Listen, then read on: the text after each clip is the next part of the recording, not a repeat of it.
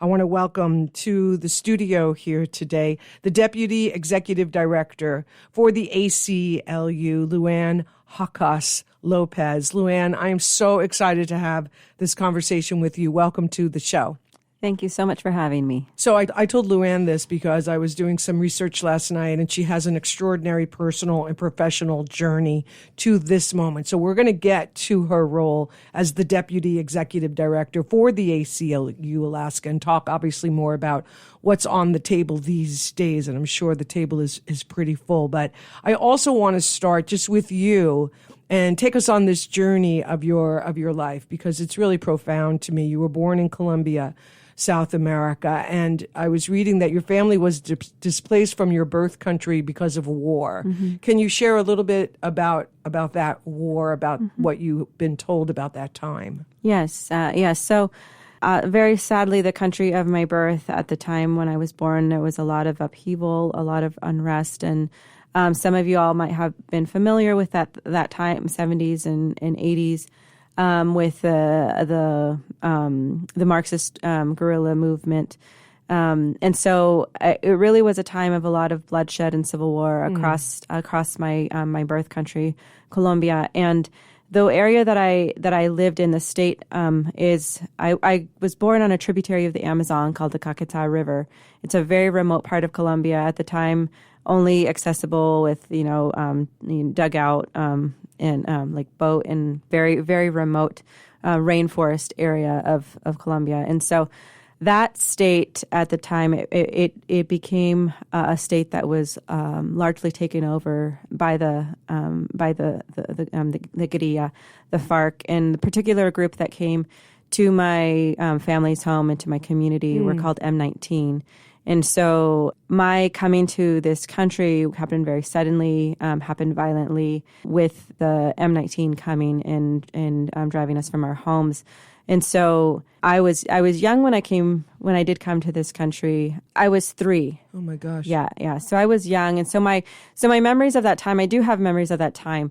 As you might imagine, they're very sensory-based memories because I was 3 years old, so I'm seeing things through as a child. So I remember a lot of like the way things felt, and I have like these scenes frozen in my mind, particularly of the night that the M19 came to our home.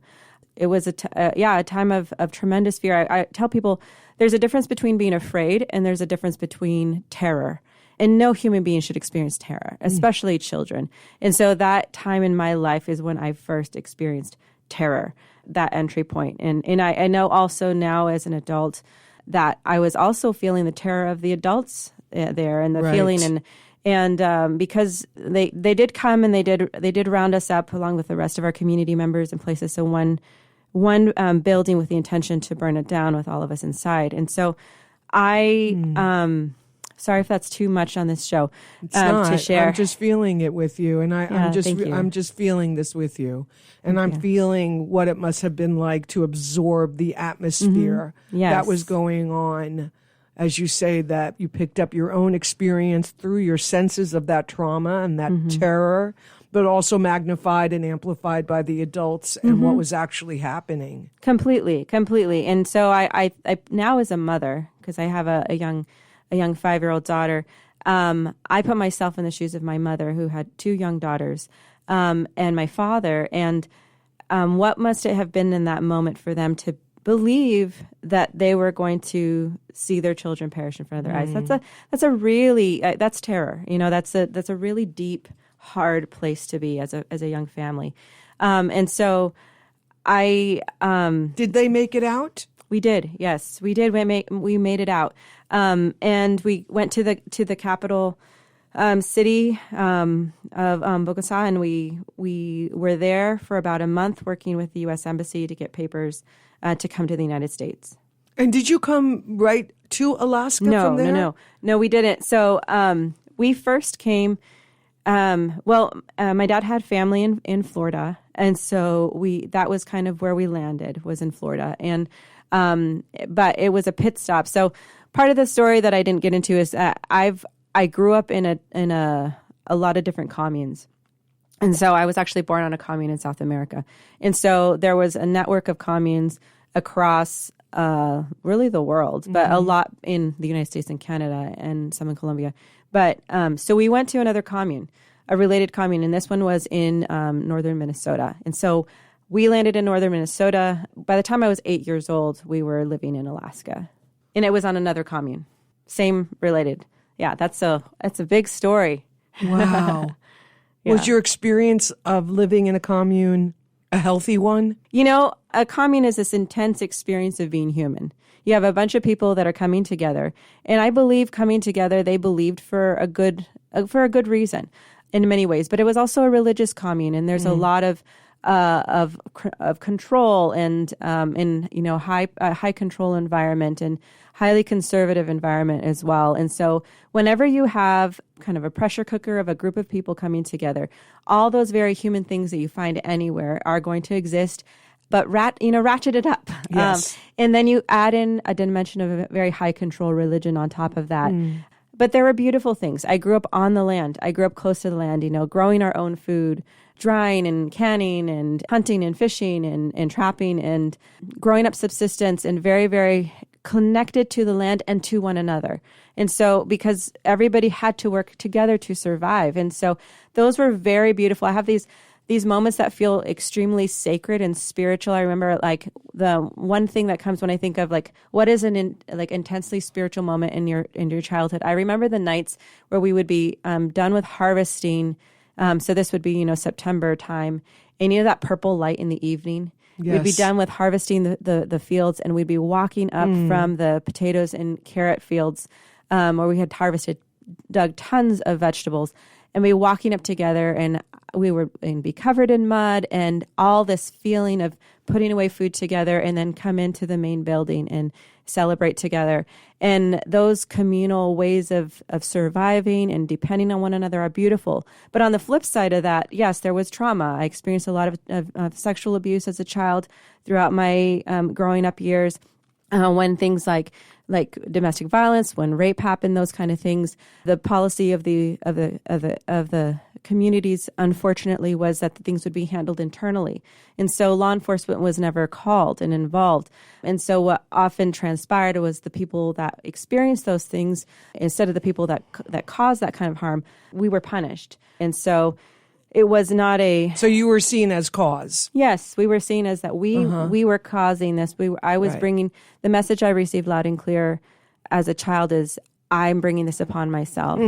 I remember there was a situation with an assault that I experienced when I was 14 years old, and I remember one of the religious leaders sitting across the table from my mother and myself and saying to me, or to my mother and I, it's the things you do, it's the way you dress that make people treat you like this, that make men treat you like this. And then to my mother, he said, I'm surprised your mother hasn't taught you better. And so that messaging of it's your fault was something I definitely internalized until my adulthood. And it was something I grew up believing. And the shame and the blame. Oh, for sure. Right? Sure. And I certainly have heard stories of this type of upbringing, but to be sitting across the table from someone who not just went through it, but also survived it and is in the role that you are now, I just really want to acknowledge that. I can see in some of the things I read about you that we're going to talk about here in just a second, how that trauma influenced your work in the world. Have you been able to utilize some of the modalities of trauma, be it brain spotting or EMDR, and to help you clear that trauma from your system? Yeah, I've done a lot of work. I was really blessed as an adult to work for a long time for a organization, South Central Foundation. It's in my bio. But the work that we were doing there, the program that I was a part of called Family Wellness Warriors, it was all about trauma and healing from the impacts of historical and intergenerational trauma, including sexual violence and domestic violence and things. And so in that line of work, the way that the work is done is as it's peer-to-peer. So it's folks who have experienced these things who are working with people who are recovering from these things. And so I was like awash with it all the time, with the trauma stories of others, with working through my own work. And I was in a leadership position And so I had a few degrees of separation, but at the same time, I would regularly, in different spaces, whether that's in circle space or on a stage, share pieces of my story to model breaking free and breaking silence on these hard things. And I remember, the story that I shared about when I was a small child in Colombia. I remember there was this one incredible psychologist, Dr. Bob, that worked with us at South Central Foundation at the time. And I was visiting with him, and I was talking about this night of when we left, not when we left Colombia, but when we almost died. And I was talking about this night, and I was sitting across from him just like I am from you. And I could tell about it with relatively little emotional inflection in my voice, dry eyes, but my legs were uncontrollably shaking. And so I was like, see, like my legs are just shaking. And he explained to me, he said, trauma is energy. And when it enters the body, it has to go somewhere. Mm-hmm. And when it can't follow the natural path, what it wants to do, it gets stuck there in your body. And he said, so in that moment, as a small child, you wanted to run. You wanted to run. You wanted to run to safety. But for your survival and your family's survival, you had to be completely still and completely quiet. And he was exactly right. Exactly. He was exactly right. I had to be completely still. I had to be completely quiet. And the trauma the energy was still there in my legs. And really the magnificence of the body, to be able to take that, those opposites of wanting to run. That's your instinct is to run, and yet you can't in order to live, to run again. And that here it is all these years later, and your legs are processing that energy, in their movement while you're sitting in that office with that, doctor is so profound. Trauma is a topic unto itself. And it is it is the ailment of our day. The wisdom of the body. Our body knows, our body remembers. Our body is built to help us heal if we but listen to it. Exactly. And so you're exactly right. My body was remembering. My body was telling me what it needed. And that has been a pathway to healing for me. Because in the new design model, we have a very different relationship with our body than we do in the old design model. In the new design model, we are connected to it. We are tapped into it. We understand it's an intelligence. We understand that it's always speaking to us, first in whispers in the hopes that we'll listen and respond, but it will shout if we ignore it. And so when I got into my own trauma recovery, I was so humbled by, not just the body as it relates to what it never could process, but also how trauma sits in the brain and how these modalities help unlock what was never processed at the time that it unfolded. Yeah. In your work with South Central Foundation, you talk about this intergenerational violence, but you talked about approaching it through culturally rooted and trauma-informed approaches. Can you just talk a little bit more about that idea of culturally rooted and trauma-informed approaches? Yeah, so I didn't get to share at the start. I am an Indigenous person. I'm Sichangu Lakota. My Lakota name is Wambli Kianwi, which means flying eagle woman. And I am also mestiza, which is like mixed Indigenous Hispanic descent from Colombia.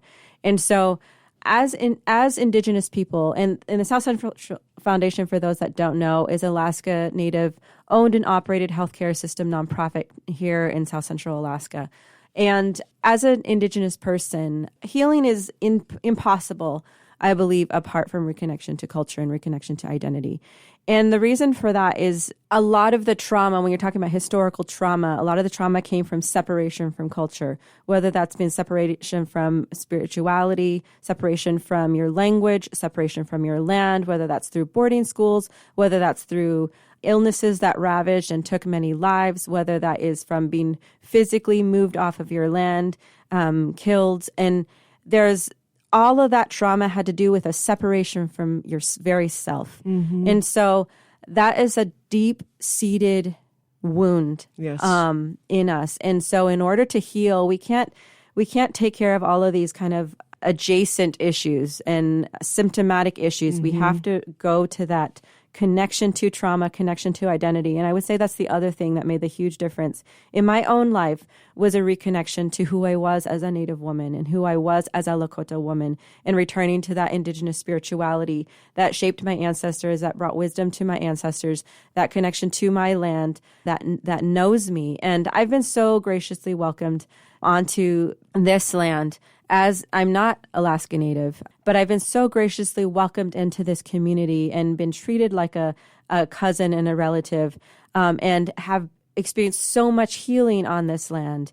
And so I give so much credit and so much thanks to Alaska Native people, Alaska Native elders who really have led the way in so many ways in healing in this state, and that has reverberated beyond this state. And I'm one of the beneficiaries of that. And so in the piece about the work being, so that's why the work must be connected to culture, and that's why it cannot be divorced. It does not work to go and try to just import a Western modality wholesale. Like, it has to be the answer. I always say Native people know how to heal themselves, and the answer is within us. And it's not somebody else telling us. We don't need one more missionary mindset coming in to tell us and change us. The thing about being trauma informed is it's really just a fancy term of what our ancestors knew of. Everyone has a story.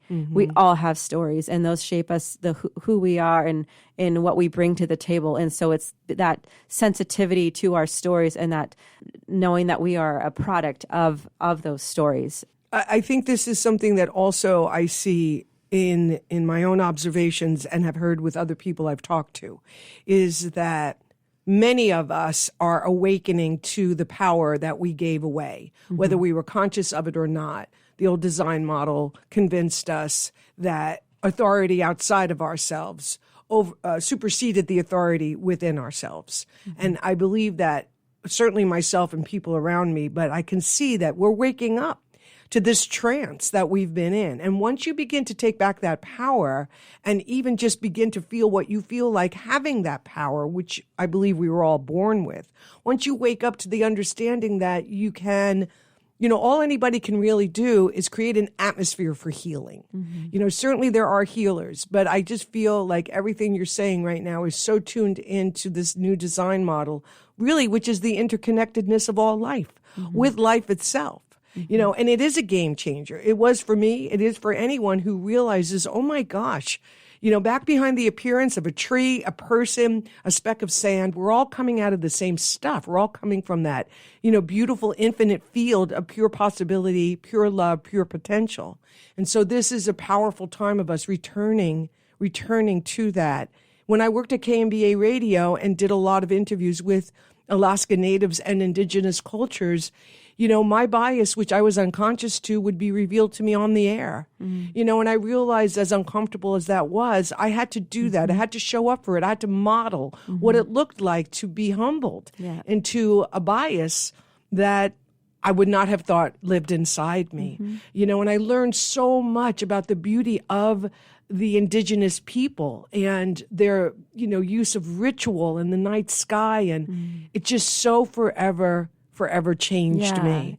Yeah. We're talking with Luann Haukaas Lopez. She is the Deputy Executive Director for the ACLU Alaska. And we're going to get to all that. But as you can hear, her story is so important that I wanted to make sure we touched on some of these pieces so you can really understand, as I am, who she is at the core of her being and what a gift she is to the work she's doing with the ACLU.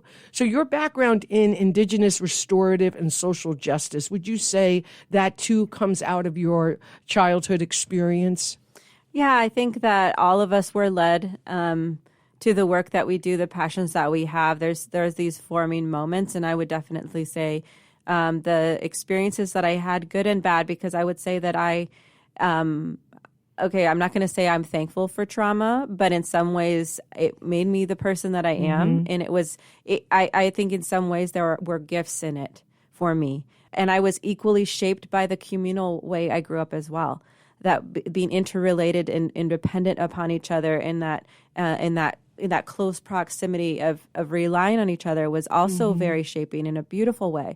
So I was equally shaped by the difficult places in my story and the beautiful things too. And do you feel that your ability to do that, to extract, to use the contrast of what happened so that you can find the good, as we're saying here today, has that helped you leave the identity of victim? Not to dismiss the victimization, but has that helped you walk out of that as an identity?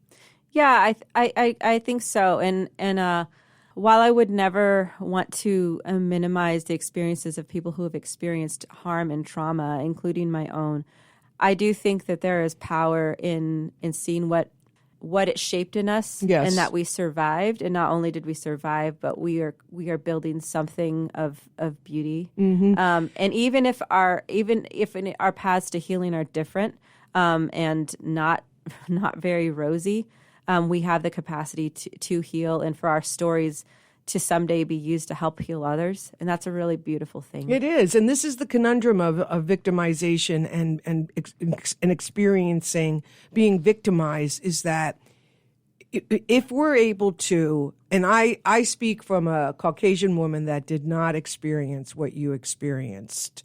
However, having spoken to a lot of people who have, what I come to realize in a way that I hope helps us is that by separating the victim identity from the experience of being victimized, you're able to do what you've done, which is to find that co-creative power, mm-hmm, to rewrite the story or write the next chapter of the story that doesn't have that experience of being a victim limit, mm-hmm, your ability to heal in a way that you have. I mean, it's remarkable, really, that you're even here. I would imagine sometimes you might have that experience yourself, like, my gosh, how is it that I survived all of that? And yet you did. And here you're telling this story that I know is shaping a lot of the people who are listening, how we're thinking about how, because look at what's happening now. Mm-hmm. It's the same type of cultural trauma, people being picked up out of their homes, people being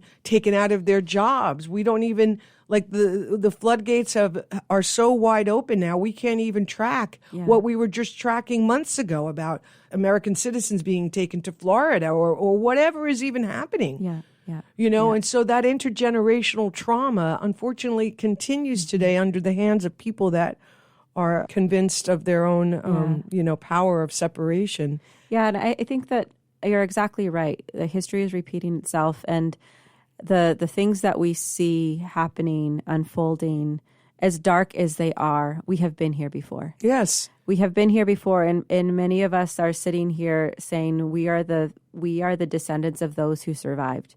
And we are, so sadly, we're here again at this point in history.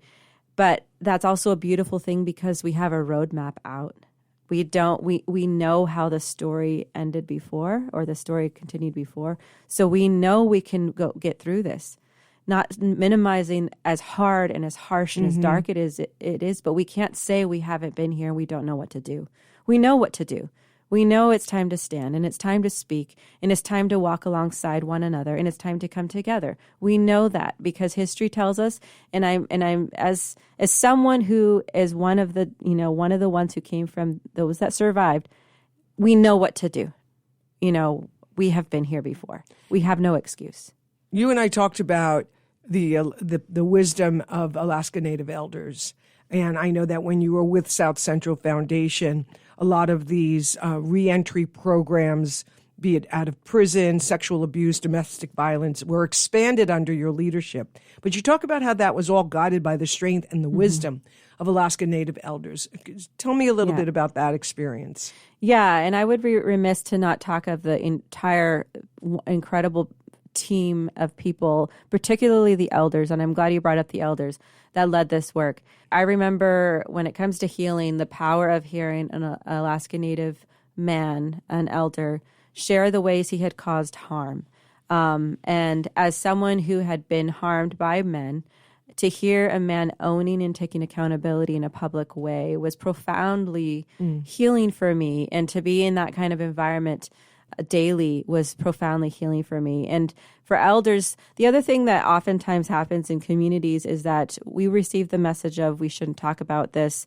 we need to keep this in the family. This is something shameful. We don't talk about this outside the home, or we don't want to bring shame on the community. And I know that's a message that I received loud and clear.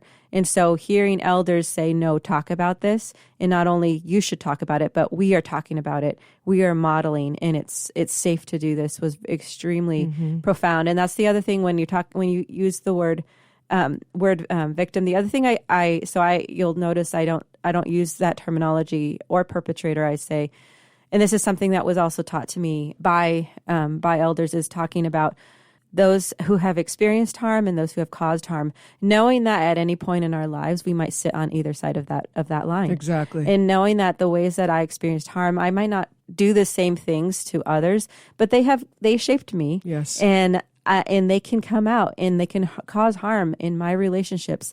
I'm married. I can, that can cause me to act in harmful ways in that relationship, in my relationship with my community. If I don't understand where that came from, I can bleed out. And the other thing it does, I think, is it takes away us being in the seat of judgment. When we're looking at people who are, for example, incarcerated, there can be so much judgment. Oh, I would never. But we understand folks who have caused harm many times have experienced profound harm. And it's not that we're trying to minimize the harm that was caused or to push that, like it's lesser and the impact is lesser. We're not saying that at all.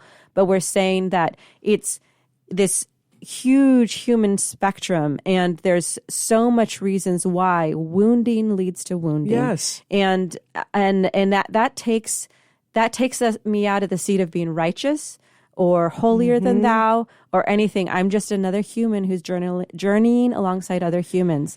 And that's really a lot of the work with, like, our work at the ACLU. We want to be,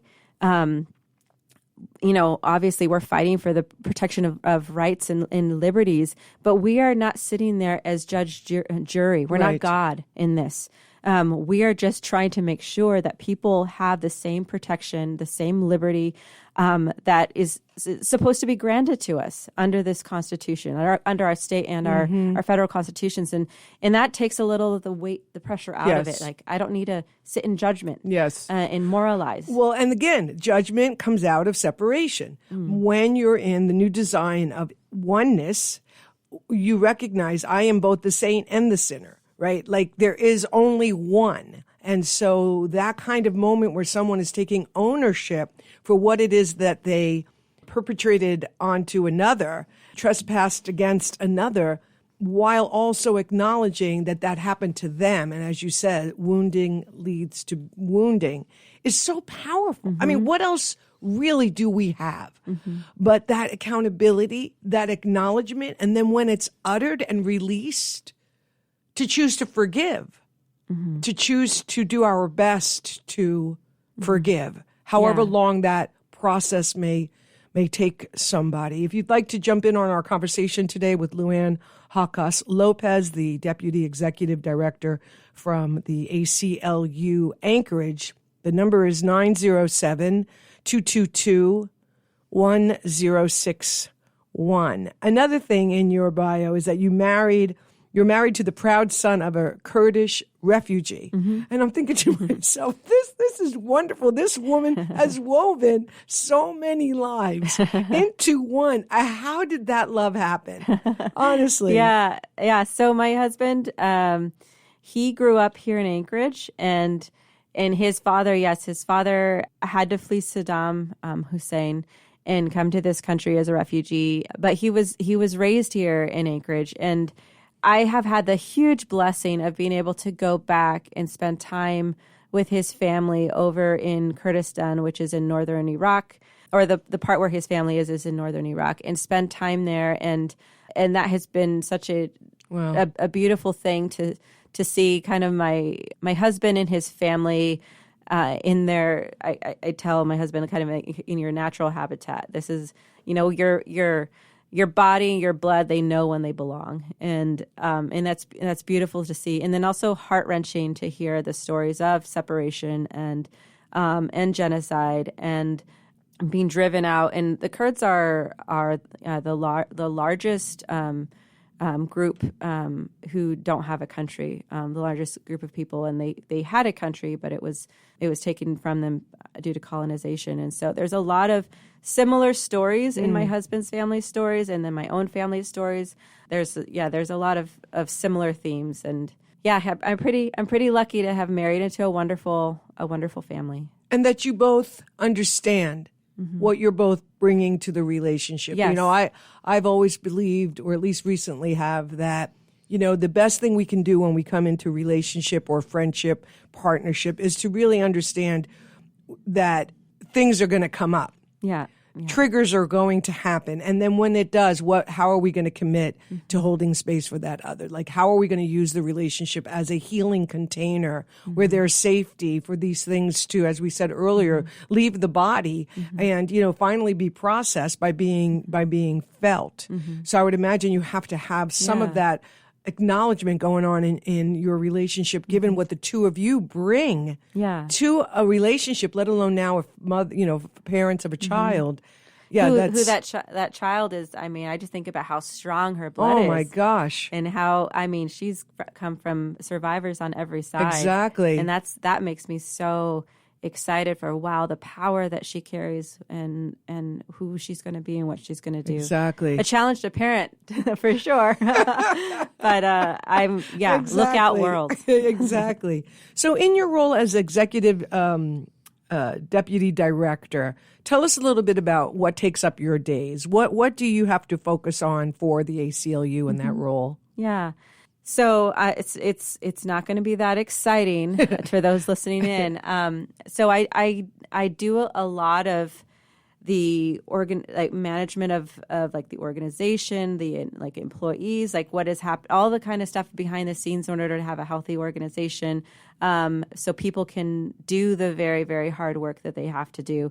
We have an incredible team who is leading and doing amazing work in immigration, in prison reform, in trans rights, and in much more, just across the board, in leading. And so my job really is to, hopefully, we're always in the middle of transition, but hopefully make their lives easier in the way that we organize how we're doing the work. So it's a lot of, I get to lead from behind a lot with this, and I get to do that a lot because we have such an incredible team. And then the other thing too, I think because of the background that I bring, I'm really looking at the human impact, not just the people that we are serving, the tremendous human impact to the community members that we serve, but then also on our staff. This is hard work. Yeah. These are hard times to do this work. And that's extremely important to me. I told you earlier before we were on the air about when you're involved in justice work, some days it feels like you're trying to level a mountain with a teaspoon. And the days that I feel like this is, when you're looking at this just the span and the scope, especially since the inauguration of all that's being unleashed, it can be like, well, just let me tuck my head back under my covers. Right. And but no, we can't not show up with our teaspoon. We can't not show up. And one of the really beautiful things, because I came on to the ACLU at a month before the inauguration. And so the ACLU that I have known has been the one under Trump 2.0. And I'm extremely proud of the way that we have stepped up in these months. But I think that it was a good timing for me for my own mental health, because in a time that where so many, I think, feel so powerless, and there's so much coming at us at one time. It's like, which fire to put out and how. In a time of feeling so powerless, at least I get to turn up every day alongside incredible people and feel like I'm doing something directly in the face of this onslaught. And so that's been a huge gift for me. And like I said, the big part of my role is supporting the people who are truly doing the real work. And this is something I've said as well on the show, which is that there's two components that are super important. The first one is self-care. Mm-hmm. You have to give yourself permission to turn away. You have to really get that our nervous system was in no way designed for this 24/7 assault to the senses, let alone the actual content that we're taking in. You really have to be committed to self-care, as I'm sure your team has whatever they need to have, whether it's, walking breaks or, passing the talking stick or whatever it is that you have to do to keep moving the energy through you. We certainly want to create that kind of environment and do what we can. And I'm really proud. I think we've done a lot, even since the inauguration, to build more of that into our rhythm. Like you said, self-care. The other thing I would say is pacing ourselves, which I think is really in line with what you were sharing. Pacing ourselves, knowing that we're in this for 4 years at least, and also with the perspective of it's not like things were hunky-dory before. Exactly. And it's not like things are going to be just hunky-dory after. And so we have to have a little bit of realism here. And maturity. We have to, Americans have been in an adolescent stage for a very, very, very long time. This is calling on us to grow up and be the adults in the room and deal with the difficult situation and feel the uncomfortable feelings that we're experiencing because of what we are witnessing. What are some of the things that you want us to know that are happening in our own backyard right now that might be amplified or jacked up because of the momentum of the horror of what we're seeing from this administration? So one area that people often ask us about is immigration, what's happening with immigration. And I'm not an expert in this field, so I'm not going to go deep in it. But the immigration enforcement that we are seeing, according to the real experts that I do work with, is different in Alaska so far than what we're seeing in some of the other states. And so what we're doing is a lot of preparation and empowerment, community empowerment, whether that be through a lot of Know Your Rights. We're doing a lot of Know Your Rights in different spaces, in different languages, for people that are vulnerable to potential deportation and targeting. We also have been doing a lot of Know Your Responsibilities, and that's for everything from clergy to business owners to school environments, different places where people, immigrants might work or spend time. And so people know what their responsibilities are and how to keep folks safe. Yes. In an informed way. And then we've also, we have our family planning guides. And so for anybody listening in, those are all that information and resources that's on our website, and that's in different languages. And so if there's an immigrant family in your life, you can get that in a different language and help them fill that out. Yes. And it honestly, the family preparation plans are some of the things that hurt the hardest to see, because it's things like who's going to pick up your kid from school if you're picked up. What are the medications that your family needs? Those types of just very human little details, and then you just feel the gravity of what people are facing, and that is heartbreaking.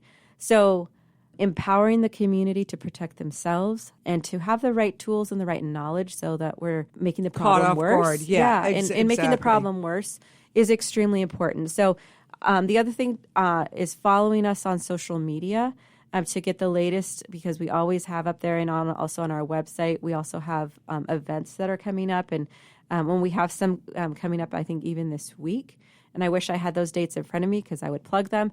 But there's a lot that's kind of like a front and center issue for us. But there's also work that is ongoing and never going away. And an area that I'm very passionate about is work within prisons, in prison reform, and in improving conditions for folks. And that's ongoing. And oftentimes, unfortunately, in my experience, prisoners can be forgotten about. The problem is not right now. The other thing that we really are, and so we want to make sure that the folks who are forgotten about, we are never going to forget about them. We are always going to be championing and doing this work in moving this huge boulder up the hill, because it matters for our community. Have you crossed paths with Shirley May Springer Staten over at Highland? Yes, Yeah. yes. The other thing I meant to mention earlier, but I didn't, was around housing and homelessness. So, seeing you might have seen our name in some of that work around, and I know that's something that is really front and center in our city. What do solutions look like?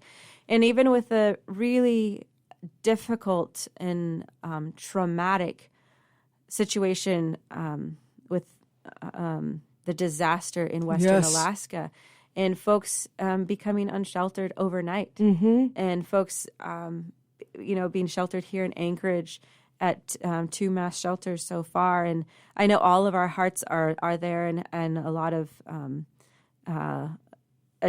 donations and all that. And I think we all have the same question: is what is the long term? How can we help? How can we come together as a community? And knowing that as a community, we have to remember everyone. Like our hearts can't grow small just because this problem is so huge and prevalent.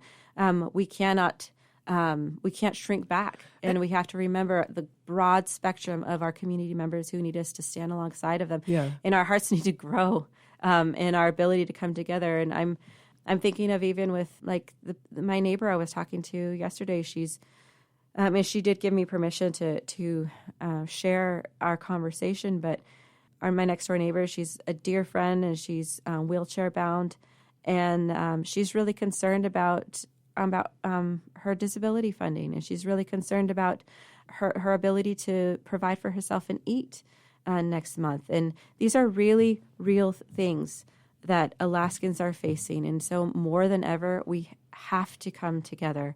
And also to remember, because I forget because of everything that's going on, we're in a shutdown. Yeah. It's like, oh, yeah, right. Our government is shut down. Mm-hmm. And so these implications you're speaking about that your neighbor is sharing with us through you is, what is that going to mean? Mm-hmm. Like you were talking earlier, you live in Fairview and you just lost your cars. Your grocery store was closed, a store that people could walk to because they're often without cars. They use mass transit. And again, we don't realize the implications of that one thing. Yeah. And the opportunity is, though, to do just that, is to realize the impact. It may not be knocking on my door yet, but it doesn't mean we can't take a moment to appreciate and ask the question, what's mine to do here? Yeah. Because the heart is here to expand. Yeah. That's the beauty of the heart. It can absolutely expand without limit. And so just feeling is a practice that we're getting a lot of opportunity to do these days. And also to just pick a thing. Like there is so much. It's like a fire hose. But if you just find the one thing, and maybe you find it through that question, what is mine to do? Yeah. It can lead you on a path of meaningful action that will not only help your heart, but help another human being. And that's what this is all about. And the other thing, too, about this disaster and the 1,000+ people now that are in the city is in the new design model. It's not the kind of thing where you get instructions and say, here you go, follow these steps and you'll get to that destination. You have to be willing to be in the moment. You have to be willing to assess information in the moment. You have to be willing to change your mind because you're getting new information all the time. And you have to believe that solutions can happen in the moment. That solutions do happen in the moment, even without instructions, by people coming together, using their best skills, their best thinking, and their heart. Things can unfold moment to moment as they are that will help us navigate this incredible roadmap that you spoke of earlier that sometimes doesn't even feel like it exists. You said earlier that there's a roadmap. What can you tell me about that roadmap for you? Because we are here again. Yeah, we are here again. And so we need a new roadmap because the old roadmap is just going to get us back to where perhaps we started. Yeah, we are here again. And when I think about what made the difference in times past, and we were right. It wasn't a perfect difference that was made because the perpetuation of these harms continues. And so we were talking earlier about being connected, and this I was talking about this indigenous worldview of I'm connected to land and I'm connected to every living thing on the land, and that's not just like a nice thing to say, but I'm intimately connected, and that's also how I grew up in a communal setting. Also, being reliant on the land and reliant on one another to survive. And I think that interrelatedness, and if I truly believed that I was connected to the people around me, whether they vote like me or vote against my best interest and their own, if I truly believed I was intimately interconnected, it would change the way I lived and I worked. It would change the way I treat the land. It would change the way I treat the resources. It would fundamentally change the way I live. Yes. And so a roadmap, I think, is about that interconnectivity. And it's hard. It's hard. Yes. It's a very unselfish and sacrificial perspective to take. And so this is not an easy path. A lot of restorative justice, indigenous justice teachings, they sound really pretty, but in practice, they're some of the hardest things you'll ever commit to doing. And it's profoundly difficult and also profoundly countercultural. Yes. In a capitalism-driven, independence, me, myself, and I type of existence. It is very countercultural and difficult. And yet, here we are. And it's been difficult for me because I became fully committed to the new design for living, even though I wasn't exactly sure what I was even talking about. But I just knew something was calling my name. It's called a lot of people's name. You're one of the people. But I, too, had to walk that very difficult path of unentangling myself from the program of separation, as well as removing it from my thinking, from my psyche. And life gave me ample opportunities every day to see, by contrast, that I was in separation. Starting with a thought that just floats by, and all of a sudden I'm having a conversation in my head with someone out of separation. It's a moment-to-moment thing. You have to be committed. You really do, because it is not easy to walk away from the training and the trance of the training that we've been in for all these years and walk towards something, as I say, that you might not be able to see, but you can feel with all your heart. I was talking about Mary Magdalene with some friends because I think about her. I think about her as a woman who was called by the God of her understanding towards a life that was contrary to what her brothers and her father and her culture said was her life, to the point where they tried to kill her, to stop her from walking away in order to walk towards, But yet, here we are. And that's what my hope is today with this profound conversation. I'm deeply moved by your sharing. Thank you. And I really appreciate you coming here, so willing to be open and to use our time today to help everyone truly understand we're walking together. It's a journey you have to do by yourself, but to look to your right or to your left and to see others walking, like the rally over the weekend. There's medicine in that when you can look around and go, oh, yeah, we do exist. We are for love. We are for each other.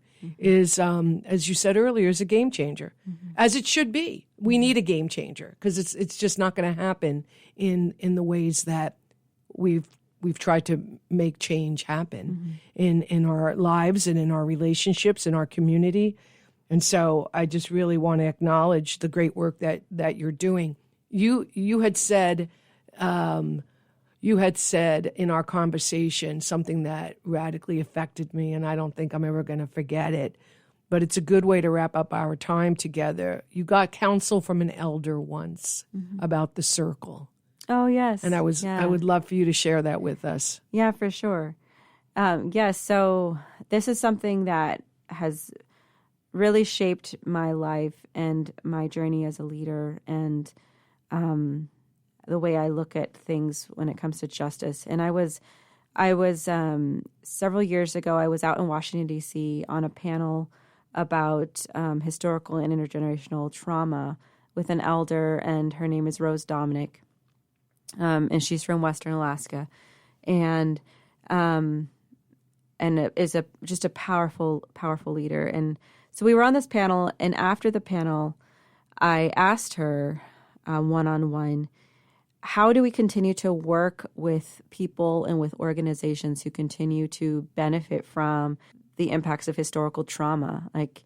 How do we even work with these folks and find what common ground is there if you are benefiting off of my my historical grief and loss? And she said something so profound, and she said, in order for the sacred circle to mend, everyone must be a part of it, even those who broke it. And I've sat with that because, again, when it comes to Indigenous wisdom, a lot of times I think that people can be like, oh, yeah, that's so beautiful, but it's an incredibly high bar, an incredibly hard way to live. And that has shaped the way I looked at so many things, including earlier, we touched on folks who are experiencing incarceration. In some ways, they were part of a rupture of the circle in their community, but they must be a part of the circle in order for the circle to mend. That's why when I spoke at the rally this weekend, one of my main messages was, we are not the ACLU of progressive Alaskans. We are the ACLU of all Alaskans. And that is has to be fundamentally the way that we live. The binaries that are being presented to us, the either or, the us versus them, that is getting us nowhere, absolutely nowhere. And we see that from all sides. So I'm not going to blame one side more than another. We're seeing that everywhere, and we cannot buy into that and be part of that.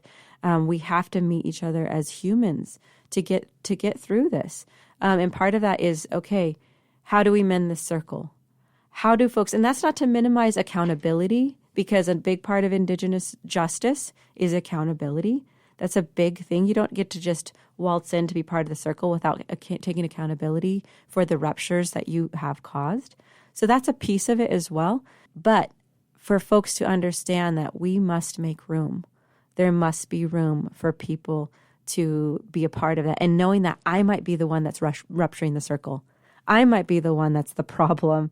And that's part of the humility you were talking about earlier when you said that on the air, elders would correct you and bring light to your blind spots. That's humility. That's beautiful. And that just speaks to the person that you are. A lot of times I think that we think, oh, I'm doing so much good in the world. I'm espousing these really progressive platforms. Look at all I'm doing. I'm volunteering. I'm doing this and that. And sometimes we are the most blind because we think we are so good and so above reproach. And that is when we can really, truly be part of breaking the circle, is through that. And so it takes humility. It takes coming together. It takes personal accountability. And I know I've spoken a lot of philosophical things today, but those are the kind of questions you handed me. But this is hard work. This is absolutely hard work and real work to be able to try to shape solutions for our community. Yeah, because the philosophical does inform the practical. Yes. At some point, the more I can understand it from that upper realm, the better it is that I can ground down into the practical of what it is that we're talking about. And just that one sentence about, in order to heal the circle, you must invite those back in that broke it is so powerful. And what helps make it possible to the mind that immediately resists and pushes against that is that accountability piece.